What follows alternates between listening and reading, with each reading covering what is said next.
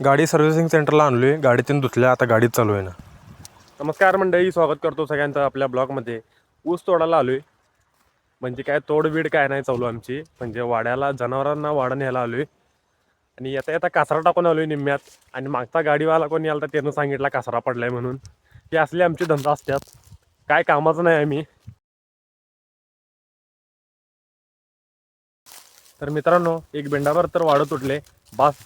काल ज्योतिबाला गेलतो आणि तिथे व्हिडिओ करताना हाताला लागले कोपऱ्याला, लय वेट दुखा लागले म्हणून बास एक बेंडाभर तर तोडले. आणि एक मजा सांगतो काय, तर माझ्यासारखा एक वाढ तोडणारा आलाय आणि मला काय विचारलाय सांगा, तुम्ही कुठल्या गावचं.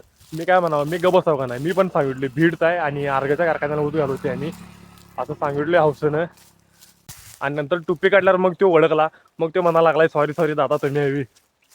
बस एक बेंडा तोडले, आता गाडी वळवायची आणि बेंडा बांधून डायरेक्ट घराकडे बास. तर मंडळी, आज अमावस्या आहे, आज गाडी सर्व्हिसिंग सेंटरला न्यायची आहे. मस्तपैकी कस्तपैकी धुणं आणायची आहे, सुट्टी द्यायची नाही. तर मित्रांनो, बरोबर दुपारचं 12 वाजल्यात आणि बरोबर 12 वाजता गाडी सर्व्हिसिंग सेंटरला आणली की नाही, गाडी कोणाची नसत्या काय नसत्या, निवांत धुवून मिळत्या.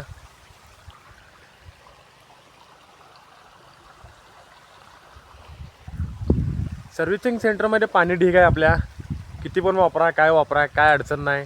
शॅम्पू लावा, साबण लावा, निरमा लावा, काय पण लावा, चालते सगळं.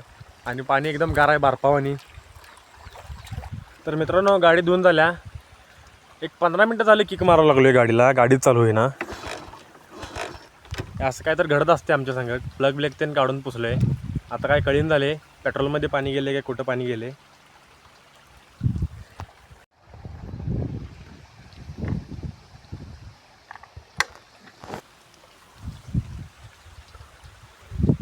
आमच्या इथं असंच असते. 20 मिनटं झाले की का मारावं लागलोय.